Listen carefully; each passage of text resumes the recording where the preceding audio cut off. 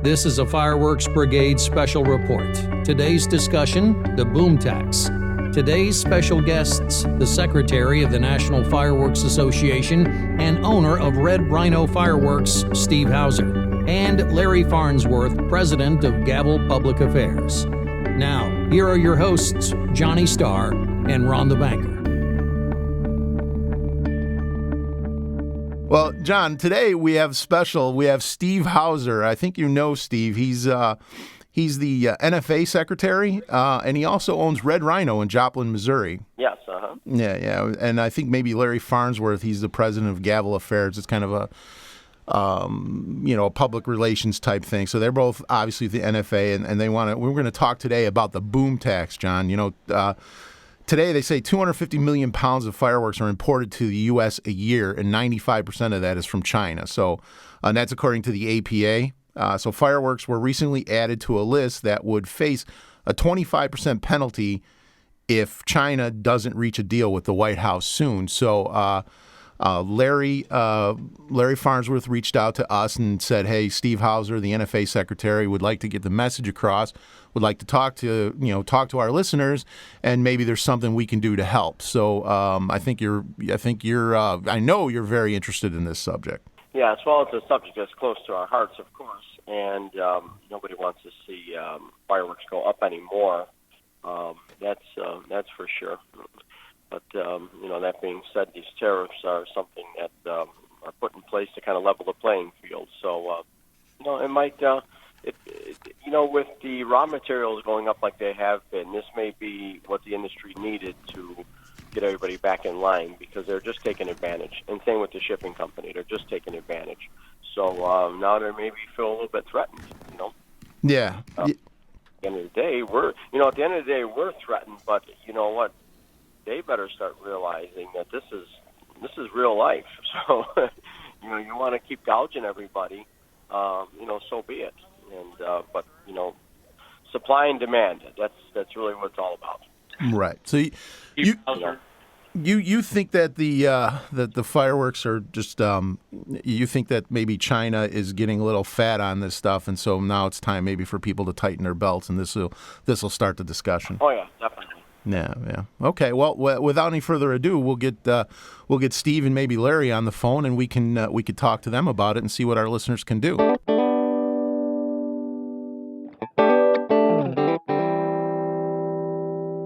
All right, so we have on the phone, we have the N.F.A. Secretary, Steve Hauser, and also Red Rhino Fireworks in Joplin, Missouri, John.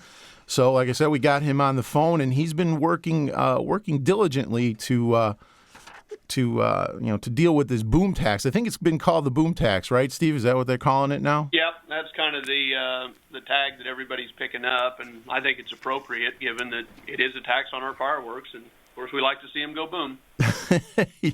Yeah, absolutely. So how did you're the N.F.A. secretary, so is that how you kind of picked up and championed on this thing and, kind of taking up this cause? Yes. As far as the N.F.A. goes, I mean, we've been pretty embedded into a lot of governmental things regarding fireworks. And I testified this past March of last year regarding the CPSC NPR. And since then, I've kind of become the outward voice for the N.F.A. Relative to the board members. So I'm representing all of our members and the board, of course. But I've been dealing a lot with most of the regulatory and lobbying efforts that we've been undertaking. And now the boom tax tariff is just one more thing to pile on, So the most distressing thing about the tariff or tax, the boom tax, is that with fireworks being such a unique industry overall, people could say we're seasonal, but in all actuality, we're really hyper-seasonal because, most of the importers and wholesalers derive probably 85% of their annual revenue in about a 30 to 40-day period, each pre-4th of July. And then the customers of those companies, derive most of their revenue in about 2 to 3 days. So there's really no other industry that I can think of that is so hyper-seasonal. Even if you take Christmas and Halloween and all of those things, you see those for months in retail stores all across the country. And they have so many more sales outlets because they aren't regulated like we are with the fireworks industry. So to throw a 25% increase on product that we really have no other option for obtaining outside of China effectively, particularly on the consumer fireworks side, really just screams of unfairness. And that's why we are really hoping that, the petition we're making to the U.S. Trade Commission and the U.S. Trade Representative, along with our public statements that we'll be filing for their June 17th meeting on behalf of the N.F.A. and all of its members, are really taken to heart. Because, the industry itself, when it comes to retailing fireworks at a consumer level, a lot of those people are trade groups, or local band boosters, veterans outfits, organizations, churches, so these are small groups that are using the fireworks revenue they're able to obtain to support activities in their communities and things like that. I mean, this isn't big business, so to speak. This is the small business of the small businesses. These are mom and pops. These are, parents who are opening fireworks stands so that their children can work them and raise money for college. I was just on the phone yesterday with a guy who's getting into the fireworks business for that very purpose. To hit an adjustment of 25% is very difficult for retailers like that to absorb for a number of reasons, because they aren't selling year-round, so they can't gradually ratchet up their prices to where people don't notice it. They can't do 1% or 2% per month over a 12-month period to get that 25%. They have to pretty much do it at once. Mm-hmm. And that's a significant thing, particularly when these people that are, selling these fireworks, like I said, they're veterans organizations, they're school booster clubs, they're churches. They aren't fireworks people all the time, so it makes it very difficult, and it kind of rips at the fabric of America, in my opinion. Yeah, I agree. Anybody who wants to see the mom and pa's and the grassroots type thing, they could just show up to PGI or show up to an N.F.A. and they can see the fabric of America, see all these people who do rely on fireworks, and it's not by any means it's not big, huge business. It's like you said, somebody trying to generate some money to get this kid through college or whatever, and it's kind of it's a nice community. John and I, a lot of times, and actually in our intros in our podcast, we talk about the people and the passion of pyro, and it is what it is, and it's, if you take 25%, it could be very, very detrimental to a lot of people. So you said you testified in March. What was the reaction? Were they sympathetic to your cause? Well, that was March of 2018. Okay. When we actually did that CPSC testimony. That's kind of got started with all of this, the fireworks PR side. Oh, okay. Really kind of became the mouthpiece for the N.F.A. But no, this past March, there wasn't anything that we did. That was in 18. I was just trying to set the history on kind of. Oh, okay. I got you. So then, but I think the APA is supposed to be able to testify on June 17th in front of the U.S. trade reps. Is that going to happen? Well, I spoke with Julie Heckman earlier this week. I want to say maybe it was Tuesday.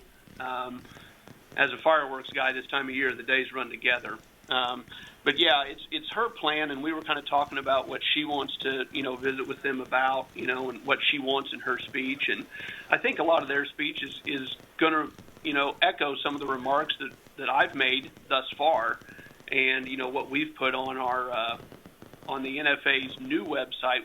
We have our regular N.F.A. website, which will never go away, but we have started one called SaveOurFireworks.com. Okay. And what it's for is to be a quick information source. Instead of going into the main website and trying to hunt out all of the legislative or particulars that we're being involved in and drug into, particularly the boom tax, we created a separate website that's a very quick and easy thing to navigate, so that you can go through and you can see links to petitions to join the fight. to sign up those petitions. And we're hoping, that people will do that. And not only will they go to that site, as a fireworks person, but also we're hoping that a lot of the retailers out there who have, Facebook pages and things like that will, hook up through that Facebook side and get their actual customers, the end users, the people of the United States that shoot the fireworks, to go out and sign those petitions as well.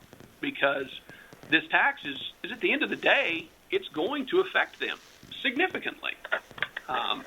So that's an important resource for folks, I think, is to be able to go to saveourfireworks.com and see quick and easy summaries of a lot of what we're talking about right here, right now.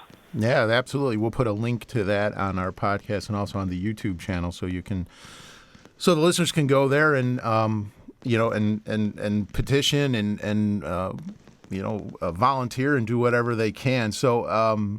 Talking about like the recommended exemption, is there like levels to this exemption, or is the recommended exemption just we want to be exempt the whole thing, or is there talk about maybe scaling it back to something more manageable than 25%? Has any degrees of this been discussed, or is it just as simple we want the whole thing exempt? The discussion at this point is really the whole thing. Talking with our lobbyists in Washington, there isn't really like a level. They'll say everyone is 25%, and then we'll just let fireworks be 5 or 10. It doesn't quite work that way. It's just trying to get off of the list. Right. And it's important to note, that at this point, the list is a proposed list, okay? And while it does include fireworks, our goal is to get removed from the proposed list before it's actually published and enacted. Because once it gets published and enacted, getting removed from it is all but impossible. It would require massive investments of capital, intensive lobbying on a one-to-one basis. And frankly, it's something that would be, in the view of the N.F.A., unaffordable. So we want to get off of it before it's enacted. That is why there's such a critical push now. Because, as the saying goes, once a tax is enacted, when does it ever really go away? Yeah, ain't that the truth? So that's the problem we have to worry about. Yeah, we don't want to see it ever get enacted. Yeah. And we feel, as fireworks, we have a very just case. I can understand where the administration's coming from on trade practices, but all told, consumer fireworks particularly, but also professional display fireworks, are basically all made in China. The consumer side especially. There are some sources for Class B fireworks, and I used to be in that industry years back. That's how I got started in fireworks. I ran a B company, and I shot shows when I was in college and after that, and set up shoot sites. So I'm familiar with both, but I'm a consumer fireworks guy now. Mm-hmm. And I know that there's manufacturing of very good stuff, on the B side, state side. And it's mostly larger shells or custom shells. And you see those folks at PGI, like you mentioned. Right. But on the consumer side, there's nobody here making firecrackers and tanks and 200-shot, Z cakes and small artillery shells, nor will there ever be. The wage and regulatory environment of the United States prohibits that before you can even think about getting it started. And the other side of that is we're not going to be able to move this to other countries. You hear people saying, well, let's go to Vietnam, or let's go to Mexico, or let's go to Brazil, or, any of this. But the fact of the matter is the technicians and the experts at making this stuff, the chemists, if you will, are in China. Yeah. Those are the people that have been making it. And they also have the ability to make it in the volumes that we need with the level of safety that the U.S. requirements require. Mm-hmm. That was a bit duplicitous. Sorry for that. But that's what we want everybody to understand, and that's what we're trying to get the government to understand in our petition. Mm-hmm. We don't have another option. This isn't something that, if it becomes unpalatable to have it done in China that we can just say, well, we will bring it back to America. Yeah. Hey, John, you go to China twice a year, and you're on the ground there a lot, and you see the operations there. What are your thoughts on that? Do you think you could ever replicate something like that in Fargo, or do you think another country would be able to do it? Well, like Steve said, there's no way with our wages and our government regulations that we could ever go back to making fireworks in the United States, especially on a consumer level. And you also have to remember, on the professional level, the fireworks being made in the United States on the B side are really for the shells that we're not allowed to import from China anymore because of the size. And those shells are so expensive that maybe you might see one or two or maybe 3 or 4 shells in a show compared with hundreds of Chinese-made shells. So that being said, those are what they call them, Steve, like a showcase shell or something. So you're not really seeing a lot of that made and shot in the shows, the ones that are made in the United States. And again, we're not able to jump over to India. You're talking about 50 years away from India. You're talking minimal 40 years away from Vietnam. I mean, it's not something that can be made really anywhere else within. I don't think they can get up and running within an easy 15 years to like Steve said, for the quality we need, and also for the production side. I mean, China's having a hard time keeping up with production now between all their government regulations that they have now in place and their shutdowns for the heat and everything. They're having a hard time keeping up with production now. Let alone thinking that we could maybe move to another country to get this done. And then also the big point is, and I've always told my customers, I don't think we're going to get hit with this tax because, like we all agree, this was never really a product made in the United States, and then everyone jumped ship and moved over to China. So they're still doing business with us. This has really been a Chinese thing from the time it was invented. So I'm very surprised it got to this level to be put on this tariff tax. But like I say, sometimes our government doesn't always understand. It's just like, okay, this is hitting across the board, and I hope we can get this removed because it is a big impact. Everything gets bundled up together in our government, for some reason, and then, and I think that's one of them things that just slipped right into a bundle of tariffs. Yeah. And but that being said, China's been. I know you spend some time in China, and I spend a lot of time in China. But China has really been gouging us for quite a few years now, and the raw materials, they just keep going up, and nothing has really changed in China. Labor has gone up a little bit, but the raw material factors are really starting to gouge, and they're gouging because of the demands. Fewer factories raise up the raw materials and gouging the fireworks industry. So this is a jolt that they didn't see coming, and they will adjust. Believe me, they will adjust to this. I still don't want to see a tariff, but the raw materials in China and the way they've been treating this commodity, they will adjust. I know they will.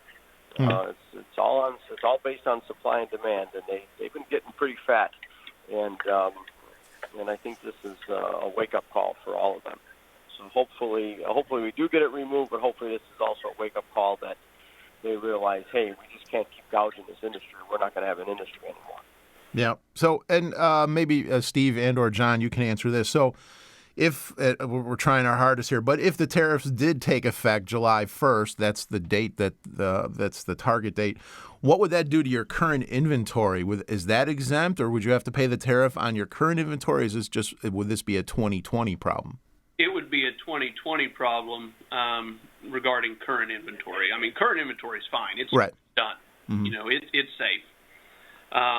But if this thing goes into effect on July 1, and I was a proactive thinking retailer of fireworks, it certainly would affect the consumer's price at the stands this season.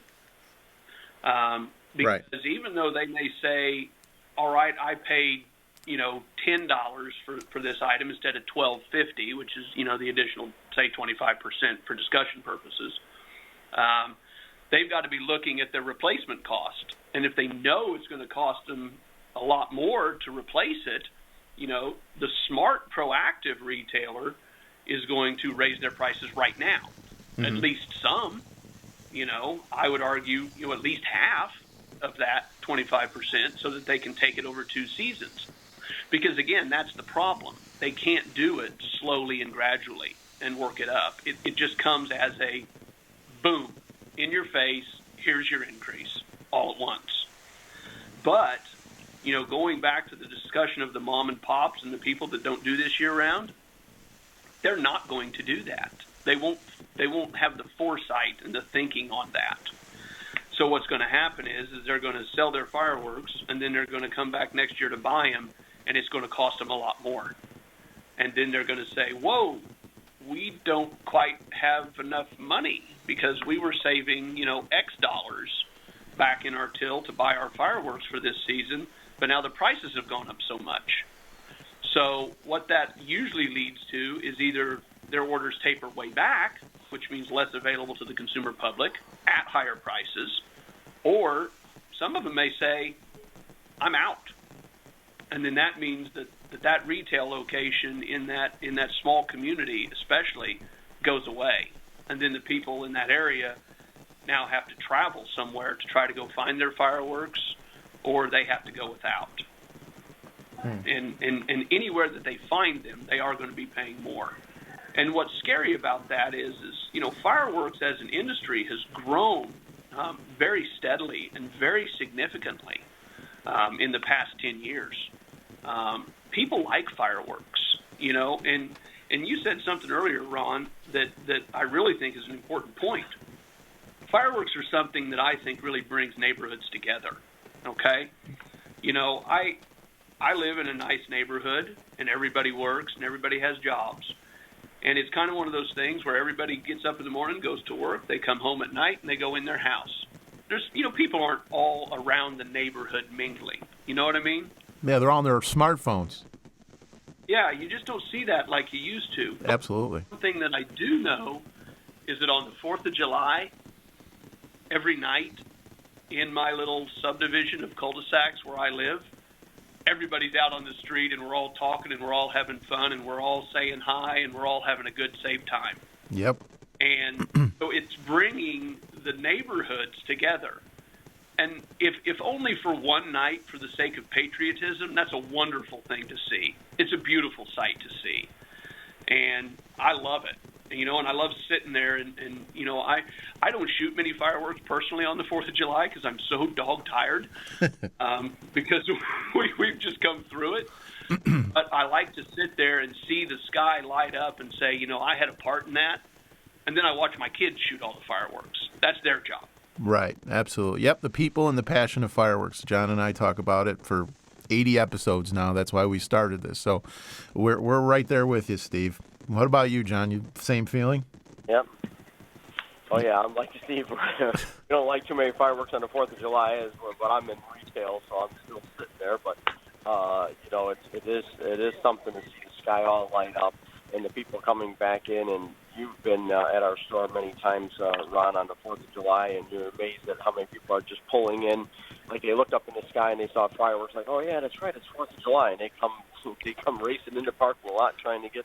Yeah. 5 minutes to close. What are these people doing here? Don't they know that what this 4th of July just snuck up on them? But they'll spend. I've seen people spend hours in your store. I'll go to lunch and come back, and they're still walking around your store. They're amazed. The fireworks, it just there's something special about it. All the colors and the boxes and the labels, and then just seeing it serve its purpose and going up in the air and making people smile. So yeah, it's a good thing, and it would be a shame if this tax, if the tariff, the boom tax, had an effect on that. So we can do what we can do, right, and tell all our listeners to go to saveourfireworks.com, get involved there.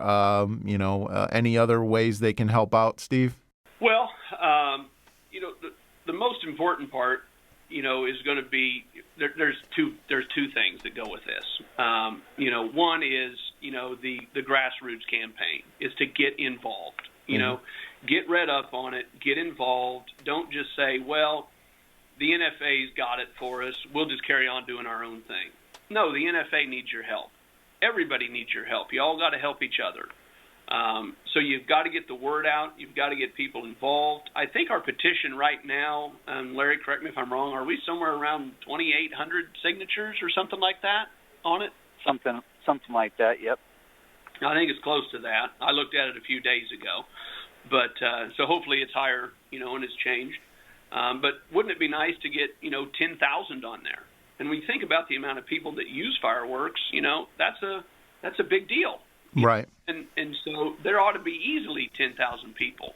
At the N.F.A. Expo in Wichita last year, when we started the hashtag Save Our Fireworks regarding the CPSC NPR regarding medals, I think we got almost 8,000 signatures off that thing. And there were a lot of them that were just residents there that were just sitting and watching the fireworks. And you guys had a part in that with your podcast. Mm-hmm. So that's just getting the word out there. The second thing, is to do these fights and save our fireworks and fight for the industry. It requires funds. That has to go without saying, And so, I would consider, and there have been some very generous people out there that have donated significant funds to the N.F.A. For championing this cause and the NPR medals thing. And it doesn't matter if it's a dollar, and we've had some people donate upwards of $5,000 or $8,000 one person, and that's wonderful. But if everybody can just get involved with this thing and help fight the good fight, because that's really what this is. I mean, I truly believe in this. I mean, these kind of things are what the N.F.A. was founded for. It was founded for the preservation of fireworks and safety. And if we don't, as an N.F.A., champion this fight, then what are we here for? But to fight a fight, particularly in Washington, D.C., it is not a nickel and dime type thing. And the N.F.A. has worked very hard, and its members have been very generous. And I just say, let's keep fighting the fight and do the best we can. That's really what we have to do. So that's kind of my take on it. Well said. So, that's been great. Thanks a lot, Steve. John, you got anything to add? No, I agree with Steve wholeheartedly on this. We really have to get involved. We also have banners that we're making people put up in their stores and mom and pop stands with Save Our Fireworks as well. The website on there on little banners and stuff. We can promote them with fireworks banners, but I really think this is important to put up these banners in all our retail stores and all our little mom and pop stands. Like you say, to get the end user more involved, other than the one day comes out to the store once a year, buys a bunch of fireworks and goes home. But get him more involved, because he's the guy that's going to miss fireworks the most. Of course, we are too, but those are the people that aren't aware of things going on. So we decided to put banners and have banners made for all of our retail locations and even our mom and pop stores to purchase them from us, so they can also let their end retailers know. Well, good. The retail public. That's a great idea. Something that we should. Yeah, it's something we should all really do. You guys control a lot of stands and stores and stuff, and have a big wholesale business. So I really think that is a key of getting these. Even if we just, we're mostly subsidizing everything, giving them away. But I really think it's important that we really the bigger guys like all of us, that we should really get these things made and just give them out to our retailers so they can hang them in their stand just like they hang the fireworks. One thing I would like to bring up is the petition, which is run through change.org. It's a national thing. They have all kinds of stuff. It's just it's a way to reach millions. That's not where you do any kind of a donation. The signing of the petition is totally free. Now, change.org, I think, as a they do all this stuff for free, but at the end of it, they say, if you'd like to help change.org keep things like this going, you could donate. That's not N.F.A. That's change.org for themselves. The N.F.A.'s fundraising is on the N.F.A. main website, and that is through GoFundMe. So the signing of the petition is a completely free project. Let's make it clear for all your listeners and all the folks out there that the N.F.A. donation thing is on the N.F.A.'s website, which is nationalfireworks.org, and it's at the bottom of the homepage, and it's a GoFundMe campaign. Nationalfireworks.org or saveourfireworks.com is where you should go, right, Steve? That is correct. All right. Well, great. Hey, Steve, Red Rhino, Joplin, Missouri, thank you very much for joining us. Good luck on the 17th of June. You know what? After that's over, if you can call us again and we can schedule a follow-up conversation, that would be great. Sounds good. All right. Thanks, guys.